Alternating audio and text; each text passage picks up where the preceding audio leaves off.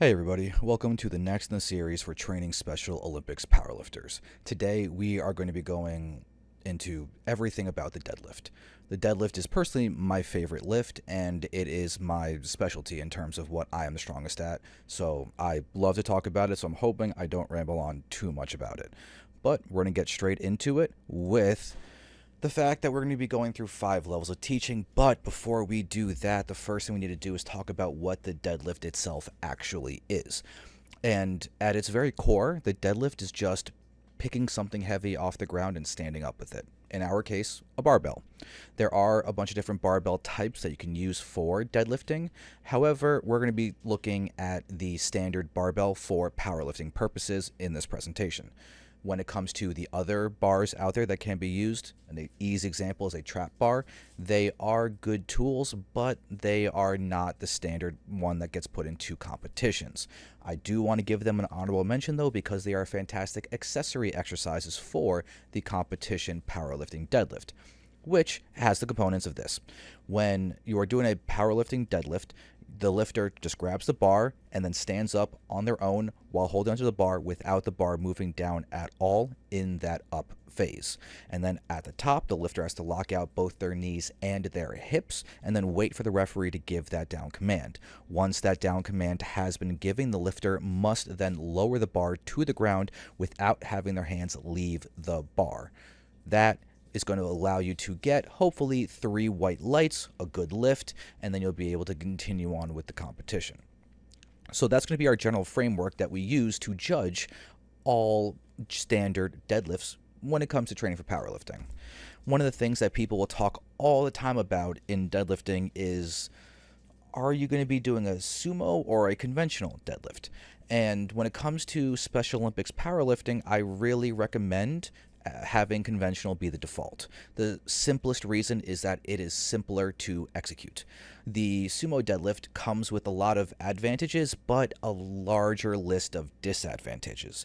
The biggest one being the complexity and the technicality required to truly execute a high-level sumo deadlift properly. There is a very clear advantage for the sumo in terms of the range of motion the bar has to move. If you have your feet really wide, then you're able to have your hands straight down and the bar has the smallest path to travel. So in terms of those physics, it is actually going to be easier, with very big air quotes on the easier, to do a sumo deadlift than it is a conventional. The conventional is going to be a lot more forgiving though on how the lift goes from A to B, with A being the floor, B being the top. In discussing the different body types for sumo and conventional, one of the biggest things to look at is going to be the length of your femur. If you have shorter femurs, then sumo is actually probably going to be a better one for you. Longer femurs, conventional is going to be better. But we don't need to harp too much on those details. A lot of it's going to actually depend more so on the ability to concentrate and hold form than anything else when it comes to training Special Olympian powerlifters. Try to make it as easy to execute as possible, and generally, that's going to be the conventional.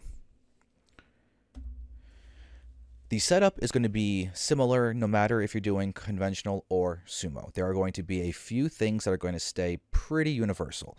The first one being, before anything else happens, you stand and have the bar above the middle of your foot. That is ideally where that bar path is going to be throughout the entire ascension of the movement. You may want to make sure that you get your desired grip, and ideally that's going to be whatever's going to allow your arms to be as straight down to the floor as possible without getting in the way of your legs.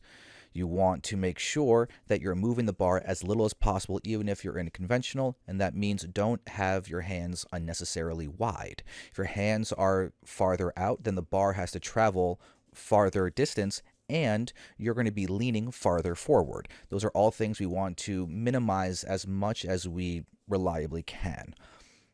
Once you have your grip, you have your stance, and you have the bar with the middle of your foot, at that point you take as big of a breath in as possible and you establish that brace. If you need to learn more about bracing, the prior video talks all about bracing. Bracing is the foundation to keeping yourself stable, healthy, and secure while you are doing extreme lifts.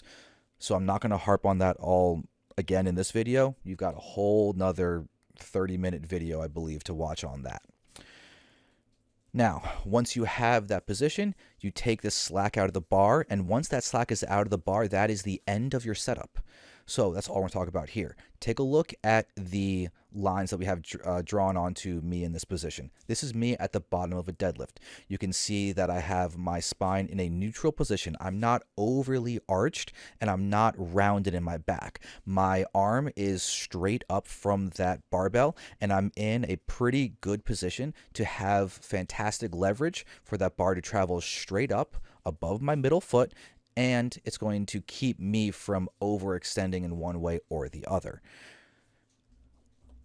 So, when it comes to the actual lift itself, we're going to go ahead and go through every little detail of that now.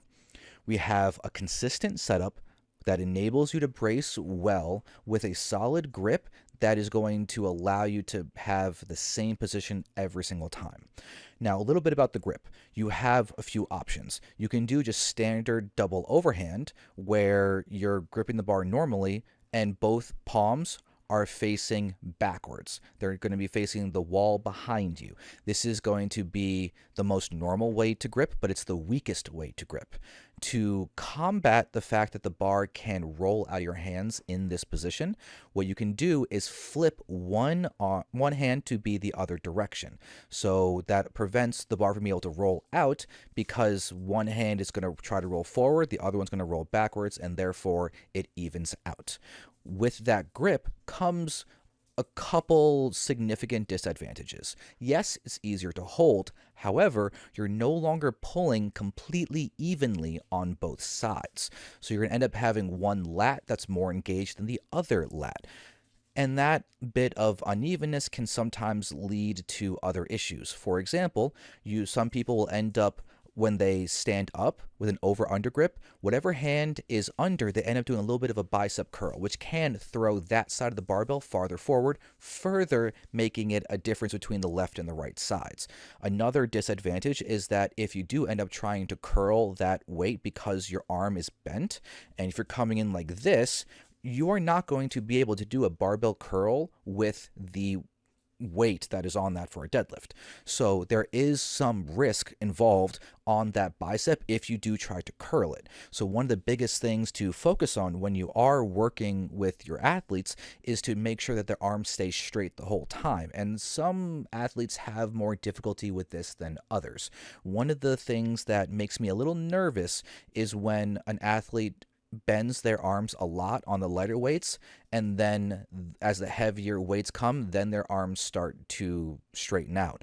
But what that means is that they're actually trying to do a little bit of that curl, and the weight's just too heavy to do it. And I don't see that being safe in the absolute long term, especially if they start getting better and lifting more and more weight. That's going to increase the demand on those biceps. So you have a third option. This is the one that is, in my opinion, the best, but it comes with a serious downside.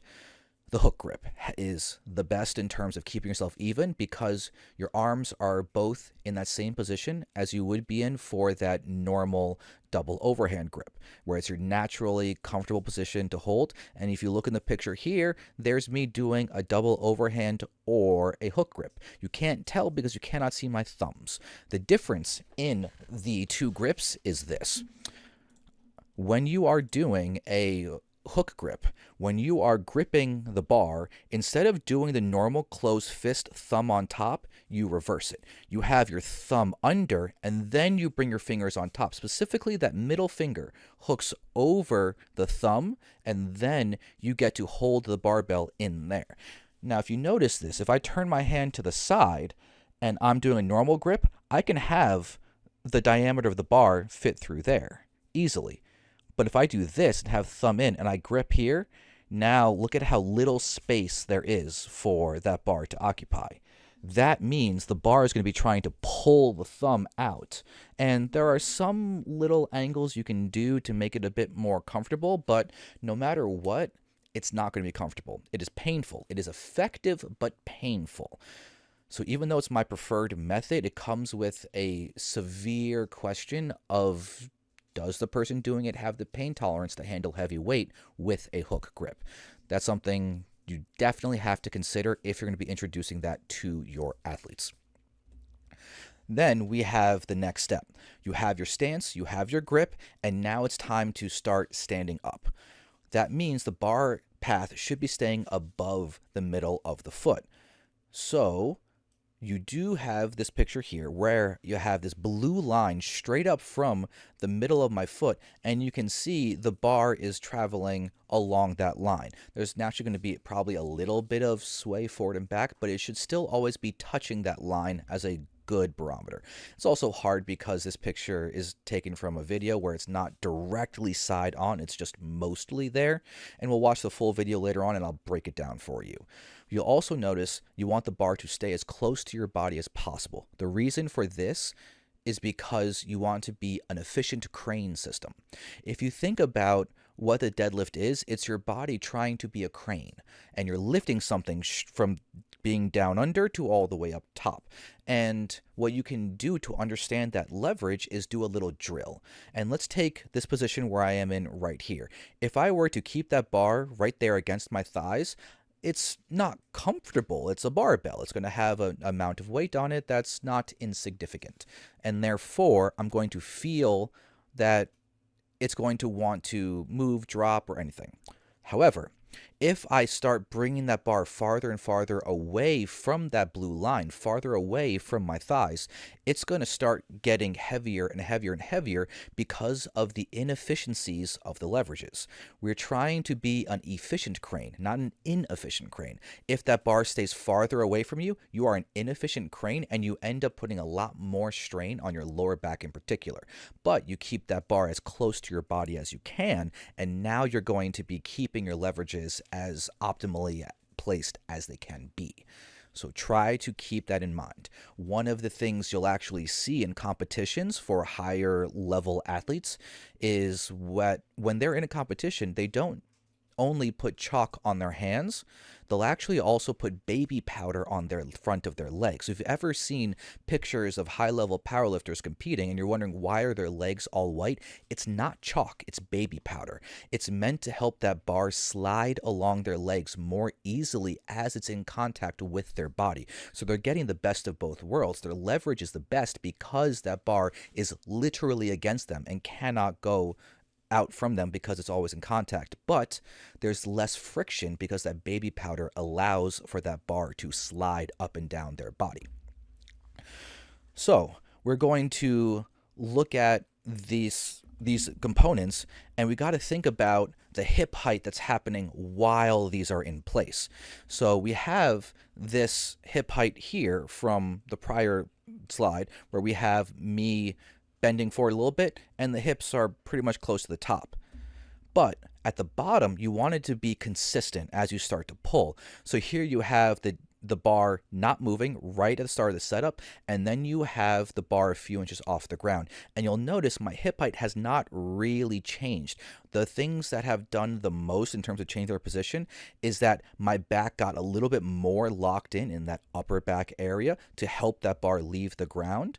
And my hips stationary and my knees are pretty stationary as well. There's a small change in angle just because that as I am pulling it up, my knees are traveling backwards and my hips are traveling forwards slightly. We're trying to keep everything as consistent as possible. One of the things that you can use to kind of help imagine this is if you're doing a deadlift, you actually want to think of it less as a pulling motion and more as from that bottom, you're pushing your feet down under the barbell as far as possible. So it's like you're trying to shove your feet into the floor and keep that bar almost where it is. For some people it helps, other people it doesn't.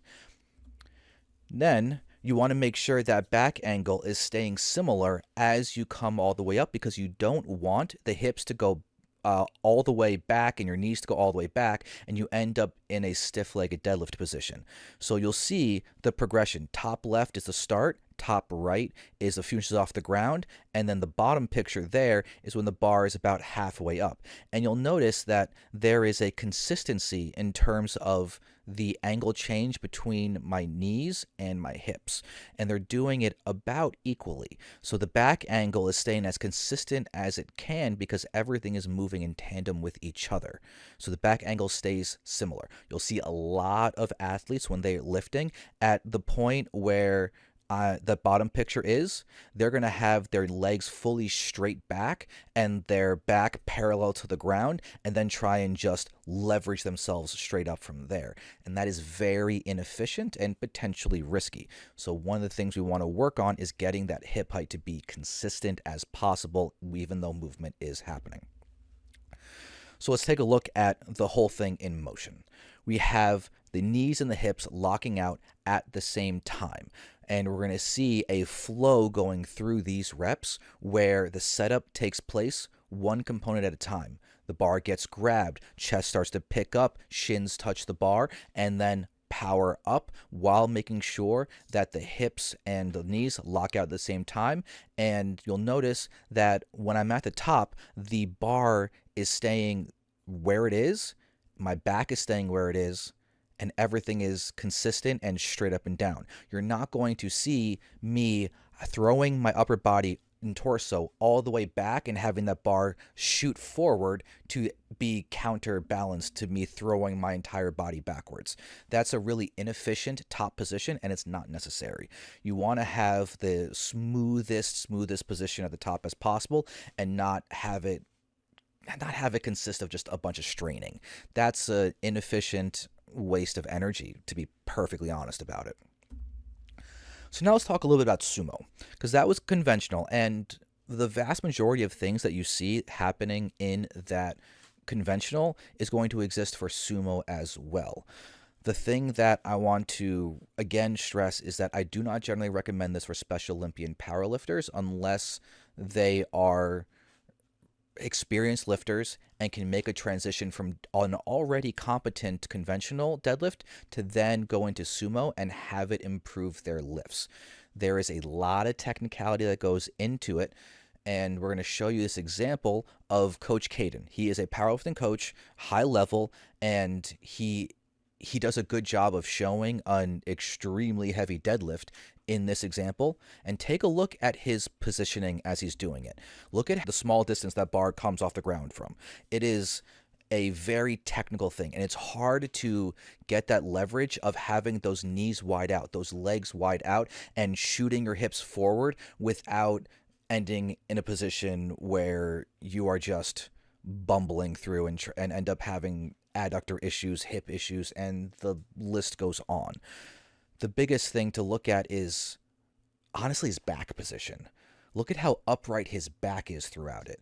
And now compare that to the tendency for athletes to do a stiff-legged deadlift where the back becomes parallel to the ground. The tendency to have your legs just lock out and then finish everything else to do the whole movement is going to be too high for a lot of athletes. So now let's get into the specifics of teaching the deadlift. The simplest version is you are just going to have someone with a barbell in front of them, and you tell them to stand up while they hold the barbell and then put the barbell back on the ground. That's it. That is the entirety of the deadlift. And there are a few things when it comes to teaching the deadlift with this simple rule set.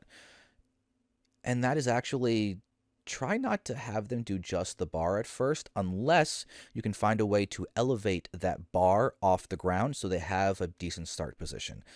It is going to be harder for a lot of people to lift a barbell that is empty off of the floor, where you get 1 inch, if that, of clearance between your hands and the floor, and then the bar is in front of their toes and their leverages are all off.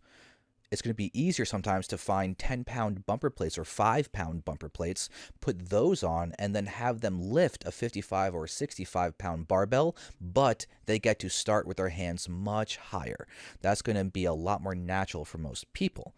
And I was able to do this just a few weeks ago at like a photo shoot thing for Empower You, and we had a girl there who who had never deadlifted before. We wanted to get a little bit of footage of it, and so I was teaching her through it, and we just put 10-pound bumpers on there, and she did it just fine.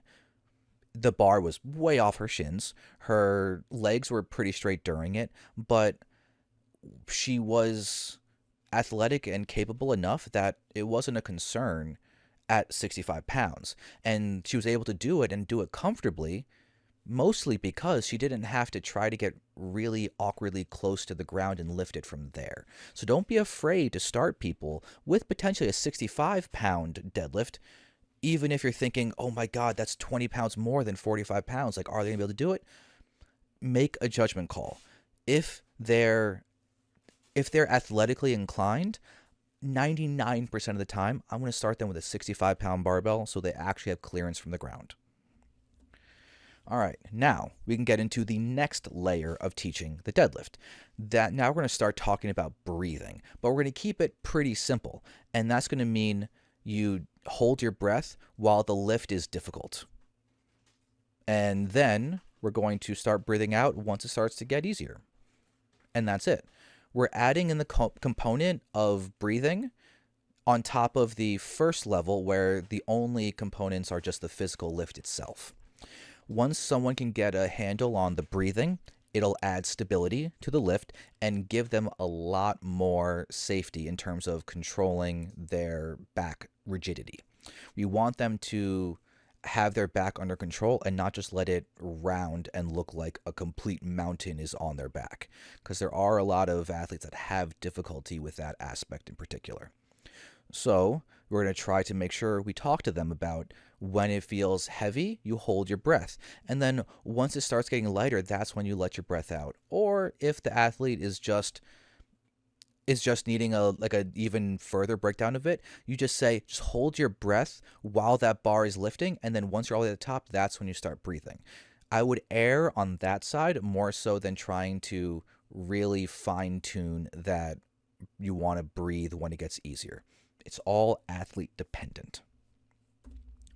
Okay, so then we have level 3. Now we're going to start getting into a lot more of the specifics. We're going to start really focusing on the entire setup and having them recognize and understand what their grip should be, where their foot placements are, and that their arms are staying straight the whole time. One trick that I can take from one of the parents of one of the athletes that I work with, he's a powerlifter also, and he works with his kid too. They train together, and they're really cool guys. And what he does is he takes some chalk and marks on the barbell where his son should be holding it. And it's a great visual marker to ensure that his grip is always going to be even. We don't want a grip to be uneven and have an athlete potentially lifting 55% of the weight on one side and 45% of the weight on the other side. We want it to be even.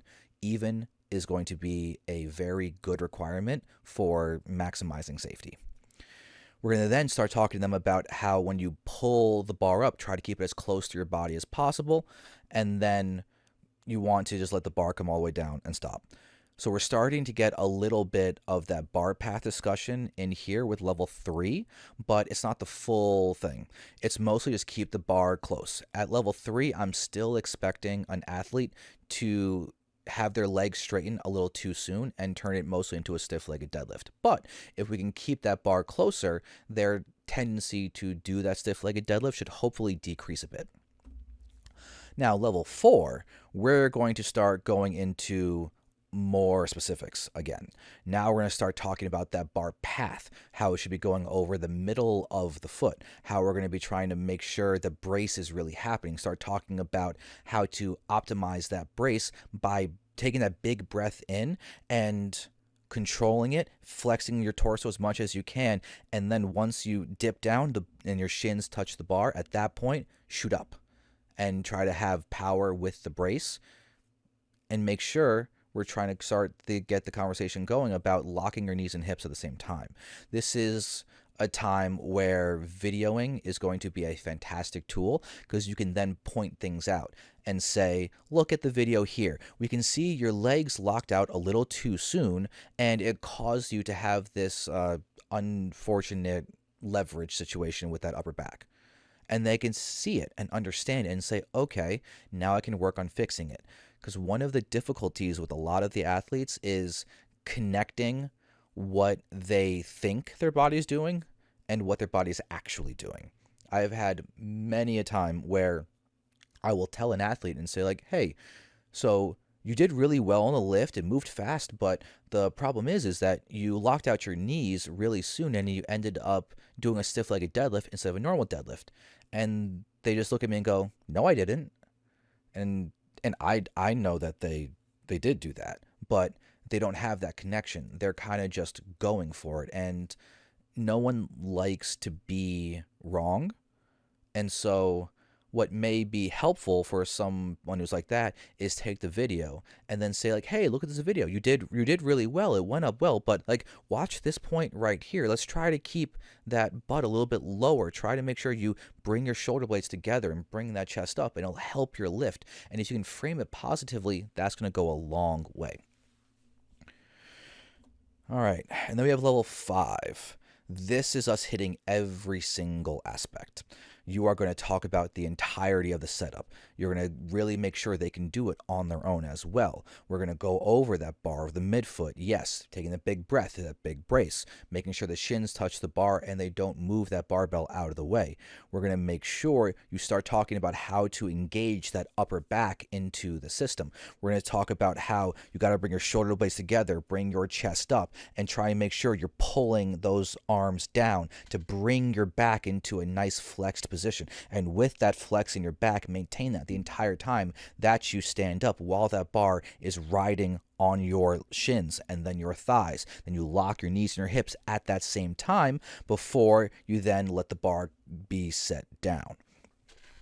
It's a lot. It's a lot. And there are a lot of lifters who are not Special Olympians who have trouble doing every single one of these aspects. But reinforce everything. Show examples. One of the greatest tools that you have is being able to demonstrate the lift as well. So you can turn that to your advantage too. If you're able to deadlift what they are doing, show them and talk them through it, and talk to them as you are doing it. So that way they can see you doing the exact thing that they're trying to do. And that modeling is going to potentially make the difference of an athlete getting the concept and not getting the concept. And we always want to give them as many tools as they need. And there have been a few times where I've actually had athletes been like, oh, that's too much. That's too much. Like, can you even do that? And I just go, yeah. And then I do it. And I show them. And then they're like, oh, okay. So that's all I have to do. And I'm like, yeah. And they're like, okay. And then they go for it. Sometimes they get it sometimes they get it successfully, and sometimes they don't. But the point is that it gives them greater confidence, one, in you, because you're showing your ability to do it as well, but it also is going to allow them to see that it's possible. Because sometimes I've had some athletes who are at the very end of the prep for the meet, and the weights are heavy, and they're just getting in their head. And it can be reassuring to be like, no, it's possible. That weight is able to get off the ground. And so I recommend, even if you're not going to end up demonstrating, at the very least to do some deadlifting on your own so you can feel the sensations and talk about what it feels like to do the lift. That goes a long way. All right, so we've already touched on a few of these things about what you have to keep in mind when you're teaching these lifts, but let's go into a few specific aspects of it. The most important one is the simplest of them all, and that is just meet the athlete where they are. Even if this person is going to be someone who is stuck at level 1 forever, that's okay. They're going to be a lot better off physically by trying to do something than doing nothing. And when we talk about the vulnerable aspects of some of these populations, we need to make sure that these athletes are getting as much support as they can and encouragement to continue being active. It is a sad situation when anyone in a vulnerable population is given no support. So, support the athletes, encourage them, let them know they're doing well and that you care. Meet them where they are. Don't ask them for things that are impossible, but also don't assume they're incapable of more. So yes, you're going to be telling them critiques. Yes, you're going to be telling them that there's more that can be done and all that, but you want to make sure that you do it in a realistic way. I have one athlete, incredibly enthusiastic, loves to lift heavy, and all he wants to do is max out every single day. And he'll right now I'd say he's capable of benching probably between 170 and 180, and he'll look at me and be like, "Hey, do you think I can deadlift 400?" And I'm like, "No, you can't." And I don't lie to him. I'm like, "No, you can't do that." But if you want to work towards hitting this number or that number, you can do that. And he's like, "Okay." And then he gets excited. But I'm not going to delude him and encourage something that is actually not going to be happening. So meet them where they are. Don't lie to them. Make sure that you're actually being honest about what they are doing. And that way, when you are able to progress them to the next level, they're going to actually be ready and receptive for it. Because they know that if you're telling them they're capable of it, they'll believe it. And if they don't believe it, they're not going anywhere. So much of all of this is in some respects dependent upon you for their success. And if you can make the athlete understand just how much they're capable of, you can be very, very shocked about just how much they'll end up doing for you because of your belief in them. And I don't want anyone to underestimate that. Your impact with these athletes is huge. Now, in the search to getting better, there is a difficult thing about how to give the critiques to let them be better. Because some of these athletes are going to be sensitive. Some of them are just not going to care. It's going to be so individual that I cannot give blanket statements on this. The best that I can do for you is say that if you are going to give critiques, also give compliments. Point out the good. Try and make it so it's never just them hearing bad, bad, bad over and over again. You want to make sure that you are encouraging, because we've all had situations where we get a little too focused on like what would make them so much better, and it's so close. You keep on hammering that, and then they just get frustrated and it gets worse, and then they give up. And I know personally I've done a lot of growth in that regard, where I try to ensure that they know that I always believe that they're capable of doing it. And there are times where I've had athletes and they'll actually go for a lift and they'll fail it. And then I actually will just continue to talk to them right there with the barbell, on the ground while they just failed that deadlift. And I just tell them, you're capable of doing this. You messed this up during that last lift. If you fix that and you can focus on this lift, you will get this lift. And what then happens is I talk them also into secretly resting, and I keep them focused on me, so that way they can take away some of that feeling of self-failing and put it more onto me. And then they focus on me, and I get them out of that negative mindset, and then say, okay, we're going to go over everything as it's done, and you're going to nail this. Okay? All right, now, full setup. We're going to walk up to that bar, get that grip, sit back, big breath in, make sure that bar rises your shins. Okay, now pull. And then guess what? There are some times where they'll get that for 1 rep, and there's another time that happened with that, and the guy got it for 3. He got it for 3. All that he had messed up was that when he started pulling, the bar was over his toes. That was it. And that was enough to ruin his leverages. But I talked him, encouraged him, let him not get locked into his own head about his failure. And when he got set up, I just took my hand and I just pushed that bar a couple inches closer to him and said, okay, go for it. And he got a triple. So give your critiques, be honest, encourage, and then the final bit, celebrate the wins. You better believe I gave that guy an amazing high five and encouragement after he got that triple. And he felt great about it. He felt great about it, and it was wonderful.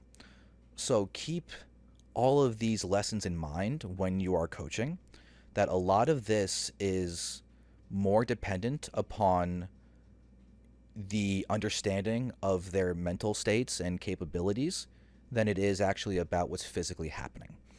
It's easy to get caught up in the mechanics, but sometimes the mechanics are irrelevant. So make the judgment call on who you're working with, where they are, and find out what it is that you need to do to ensure their success. Okay, final bit is the equipment. With deadlifting, there is going to be a tendency to say that a belt is always needed when the weight gets heavier. And to some degree, that is correct. You will be able to lift more with a belt than without it. But belts can be overly relied upon. What they can do is create a system where you never actually end up teaching the athlete how to brace and breathe, and therefore they just use the belt as a substitute for that. Some athletes, truthfully, are not going to be capable of a full brace, and that's okay. What we can then do is use the belt as a frame of reference for them. So what we want to tell them to do then is just take as big a breath as possible and then condense yourself down and try to push out on that belt on all sides, not just the front. That's usually people say is push your abs out into that belt. But you also have to push it to the sides into the belt and backwards into the belt as well. That's going to be how to utilize the belt and have it accentuate the brace instead of replacing the brace. Chalk is going to be fantastic for grip and making sure that everything is powerlifting legal. Straps are going to be a really good tool for training. However, there may be some people who don't like straps. They pull on the wrists and everything. So again, it's individual and training phase dependent. If you're in the phase right before a meet, in that prep phase there, I would say try not to use straps. Try to keep everything competition legal. But off season, maybe straps are a great way to ensure the lifter is being aided in having the control in the back and less focused on just not dropping the bar. So straps can be useful for that. And competitions, I mentioned it earlier about the baby powder. That can be a good tool to put on the legs, but I would say only do that during competition. Don't actually do that for just standard training. Let that be an addition for deadlift on competition day. I will also say, though, in terms of whether it's a good idea to use baby powder, you need to make sure that the athlete that you're doing that with is not going to then touch the baby powder, because the baby powder is going to make it harder to hold onto the barbell. It's slippery. The chalk helps hold onto the barbell, so you want to make sure they're only touching chalk with their hands and the coach is the one putting the baby powder on the legs. All right. Thank you for that. I know it's a long one. I called it at the beginning that I was going to ramble more about the deadlift just because I like the lift a lot. If you need any more information, this has been a lot of fun, and I have more information out there. There's going to be videos on bracing on the other lifts as well, and this is able to be done because of Empower You. So I want to shout them out as a great resource. They are doing a lot. We're working alongside each other to go ahead and provide as much as we can for the Special Olympics powerlifting community. So if you are in the Pennsylvania area, they are a PA waiver provider, and they will do a lot to train anyone in the IDD community, in the autism community, So go ahead and check them out, empowerusf.com. So I want to thank them. If you need any more information from my side of things, adaptablestrength.com, the YouTube channel here that you're on, and I put a lot of videos and information out on Instagram in short form methods. Now, if you need to contact Alex at adaptablestrength.com, is the easiest way to reach me. And I wish you all the absolute best of luck. Powerlifting is a wonderful tool, and I hope that we're able to get a lot of people to have improvement in their lives. So thank you very much. None of you are in this alone. Thank you.